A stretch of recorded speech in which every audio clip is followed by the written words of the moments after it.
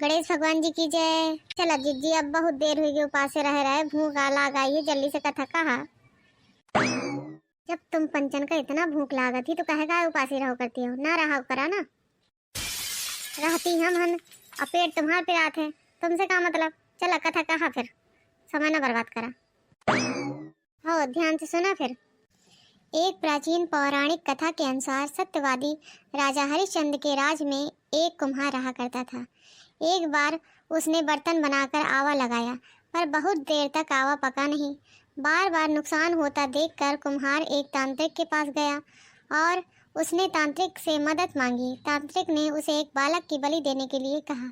उसके कहने पर कुम्हार ने एक छोटे बच्चे को आवा में डाल दिया।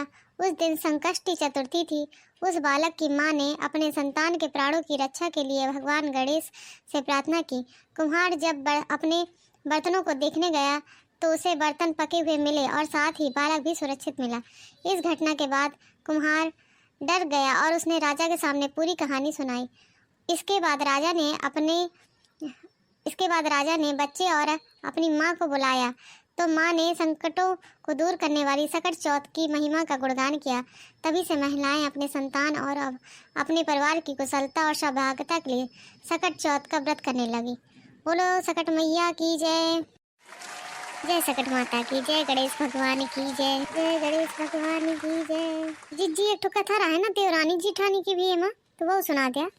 वो तो सुना कथा, अब तो ही ज्यादा अच्छे से आवती तही सुना। तो तिल चौथ की एक कहानी और है, यऊ का ध्यान से सुनिया। एक शहर में देवरानी जेठानी रहो करती रहे। तो जेठानी अमीर थी और देवरानी गरीब थी। देवरानी गणेश जी की भक्त थी। देवरानी का पति जंगल से लकड़ी काट कर बेचता था और अक्सर बीमार रहता था। देवरानी जेठानी के घर का सारा काम करती और बदले में जेठानी बचा हुआ खाना, पुराने कपड़े आदि उसको दे देती थी। इसी से देवरानी का परिवार चलता था। माघ महीने में देवरानी ने तिल चौथ का व्रत किया। 5 आने का तिल व गुड़ लाकर तिलकुटा बनाया। पूजा करके तिल चौथ की कथा सुनी और तिलकुटा छीके में रख दिया और सोचा कि चांद उगने पर पहले तिलकुटा, उसके बाद ही कुछ खाएगी। कथा सुनकर वह जेठानी के यहाँ चली गई। खाना बनाकर जेठानी के बच्चों को खाना खाने को कहा तो बच्चे बोले माँ ने व्रत किया है और माँ भूखी है, जब माँ खाना खाएगी तब भी हम भी खाना खाएंगे। जेठ जी को खाना खाने को कहा तो जेठ जी बोले मैं अकेले नहीं खाऊंगा, जब चांद निकलेगा तब सब खाएंगे, उसी के साथ मैं भी खाऊंगा। जेठ जी ने उसे कहा कि आज तो किसी को भी अभी तक खाना नहीं खाया, तुम्हें कैसे दे दूं, तुम सवेरे ही बचा हुआ खाना ले जाना। देवरानी के घर पर पति बच्चे सब आस लगाए बैठे थे कि आज तो त्यौहार है, इसलिए कुछ पकवान आदि खाने को मिलेगा। परंतु जब बच्चों को पता चला कि आज तो रोटी भी नहीं मिलेगी तो बच्चे रोने लगे। उसके पति को भी बहुत गुस्सा आया। कहने लगा सारा दिन काम करके भी 2 रोटी नहीं ला सकती तो क्यों काम करती हो। पति ने गुस्से में आकर पत्नी को कपड़े धोने से मारा। धोना हाथ से छूट गया तो पाटे से मारा। वह बेचारी गणेश जी की याद करती हुई रोते रोते सो गई। उस दिन गणेश जी देवरानी के सपने में आए और कहने लगे धोने मारी, पाटे मारी, सो रही है या जाग रही है। मैं बोली कुछ सो रही हूँ, कुछ जाग रही हूँ। गणेश जी बोले भूख लगी है, कुछ खाने को दे। देवरानी बोली क्या दूँ, मेरे घर में तो अन्न का एक दाना भी नहीं है। जेठानी बचा कुचा खाना देती थी, आज वह भी नहीं मिला। पूजा का बचा हुआ तिलकुटा छींके में पड़ा है, वही खा लो।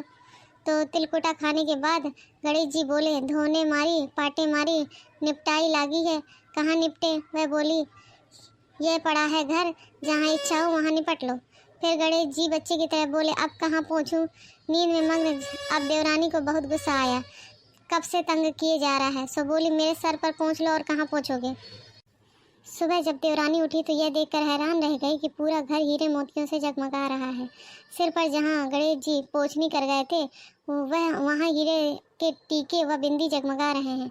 उस दिन देवरानी जेठानी के यहाँ काम करने नहीं गई। बड़ी देर तक राह देखने के बाद जेठानी ने बच्चों को देवरानी को बुलाने भेजा। जेठानी ने सोचा कल खाना नहीं दिया इसलिए शायद देवरानी बुरा मान गई। बच्चे बुलाने गए और बोले चाची चलो, माँ ने बुलाया, सारा काम पड़ा है। देवरानी ने जवाब दिया अब उसकी ज़रूरत नहीं, घर में सब भरपूर है गणेश जी की आशीष से। बच्चों ने घर आकर माँ को बताया कि चाची का तो पूरा घर हीरे मोतियों से जगमगा रहा है। जेठानी दौड़ती हुई देवरानी के पास आई और पूछा कि ये सब हुआ कैसे। देवरानी ने उसके साथ जो हुआ वह सब कह डाला। घर लौटकर जेठानी अपने पति से कहा कि आप मुझे धोने और पाटे से मारो। उसका पति बोला कि भली मानस, मैंने कभी तुम पर हाथ नहीं उठाया, मैं तुम्हें धोने और पाटे से कैसे मार सकता हूँ। वह नहीं मानी और जिद करने लगी। मजबूरन पति ने उसको मारना पड़ा। उसने ढेर सारा घी डालकर चूरमा बनाया और छीके में डाल कर रख कर सो गई। रात को चौथ विनायक जी सपने में आकर कहने लगे, भूख लगी है, क्या खाऊं। जेठानी ने कहा, हे गणेश जी महाराज, मेरी देवरानी की यहाँ तो आपने सूखा तिलकुटा खाया, मैंने तो झरते घी का चूरमा बनाकर आपके छीके में रखा है। फल और मेवे भी रखे हैं, चाहे खा लीजिए, जो चाहे खा लीजिए। बाल स्वरूप गणेश जी बोले, अब निपटे कहाँ। जेठानी बोली, यहाँ तो टूटी फूटी झोपड़ी थी और मेरे यहाँ तो कंचन के महल हैं, जहाँ चाहो निपटो। फिर गणेश जी पूछे, अब पूछो कहाँ। जेठानी बोली, मेरे ललाट पर बड़ी सी बिंदी लगाकर पोंछ लो। धन की भूखी जेठानी सुबह बहुत जल्दी उठ गई। सोचा घर हीरे जवाहरात से भर गया होगा, पर देखा तो पूरे घर में गंदगी फैली हुई है, तेज बदबू आ रही है। उसके सिर पर भी गणेश जी गंदगी लगी हुई है। उसने कहा, हे गणेश जी महाराज, ये आपने क्या किया, मुझसे रूठे और देवरानी पर टूटे। जेठानी ने घर और सफाई करने की बहुत सी कोशिश करी, पर गंदगी और ज़्यादा फैलती गई। जेठानी के पति को मालूम लगा तो वह बहुत गुस्सा हुआ। बोला, तेरे पास इतना सब कुछ था, फिर भी तेरा मन नहीं भरा। परेशान होकर चौथ के गणेश जी से मदद की विनती करने लगे। गणेश जी ने कहा, देवरानी से जलन के कारण तूने जो किया था वह उसी का फल है। अब तू अपने धन में से आधा उसे देगी, तभी यह साफ होगा। उसने आधा धन बांट दिया, किंतु मोहरों की एक हुंडी चूल्हे के नीचे गाड़ दी। उसने सोचा किसी को पता नहीं चलेगा। उसने उस धन को नहीं बांटा। उसने कहा, हे गणेश जी, अब तो अपना एक यह बिखराव समेटो।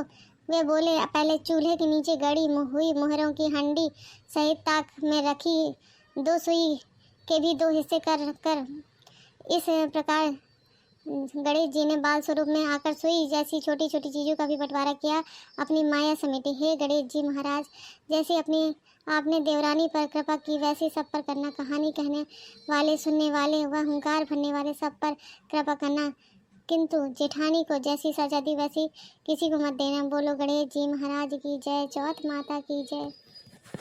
जय गणेश महाराज की जय। जय गणेश, जय गणेश, जय गणेश देवा, माता जकी पार्वती, पिता महादेवा। पानी चढ़े, फूल चढ़े और चढ़े मेवा, लड्डू का भोग लगे, संत करे सेवा। एक दंत दयावंत, 4 भुजाधारी, मस्तक सिंदूर सोहे, मूस की सवारी। अंधन को आँख देत, कोढ़िन को काया, मांझिन को पुत्र देत, निर्धन को माया। सूरदास शरण आए, सुफल कीज सेवा। जय गणेश, जय गणेश, जय गणेश देवा। जय गणेश भगवान की जय, जय सकट महारानी की जय। भैया बहनी है, बस तुमसे एक प्रार्थना है कि वीडियो को लाइक कर दिया और चैनल को सब्सक्राइब कर दिया। अब वीडियो पूरा देख के जरूर जाया करा। हाँ।